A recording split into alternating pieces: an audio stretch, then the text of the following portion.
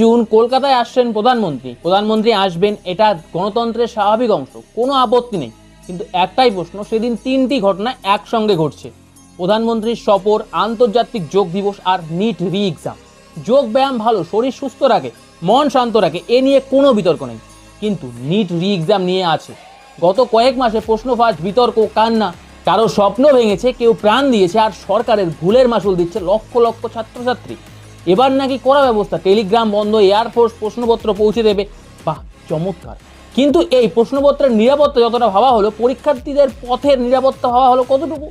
Red road বন্ধ, কলকাতার একাধিক গুরুত্বপূর্ণ রাস্তা বন্ধ, বিকল্প রুট, অতিরিক্ত পরিবহন, কোনো বিশেষ ব্যবস্থা, নাকি পরীক্ষার্থীদের যোগ ব্যায়াম করে উড়ে যেতে হবে? এর মধ্যেই আমাদের ডেপুটি মুখ্যমন্ত্রী বললেন, যাদের অসুবিধা তারা বাংলাদেশে যাক, পাকিস্তানে যাক। তাহলে জিজ্ঞাসা করি, নিট দিতে যাওয়া যাবতীয় ছাত্রছাত্রীরাও কি বাংলাদেশে যাবে? আর এই প্রশ্ন তোলায় অনেকে নাকি হুমকিও পেয়েছেন। এটাই কি গণতন্ত্র? 21শে জুন যদি একজন পরীক্ষার্থী রাস্তা বন্ধ থাকার কারণে পরীক্ষা মিস করে, তার দায় কে নেবে? সরকার, প্রশাসন, নাকি সেই ছেলে বা মেয়ে একা দোষী হবে? উন্নয়ন মানে শুধু বড় মঞ্চ না, উন্নয়ন মানে একজন পরীক্ষার্থী যেন সময় মতো পরীক্ষা কেন্দ্রে পৌঁছতে পারে। রাজনীতি পরে হবে, কিন্তু একটা বছর একবারই আসে, নষ্ট হলে ফিরে আসে না। চোখ খুলুন, প্রশ্ন করুন।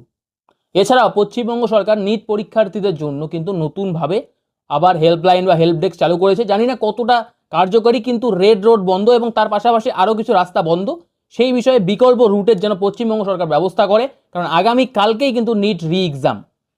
ধন্যবাদ।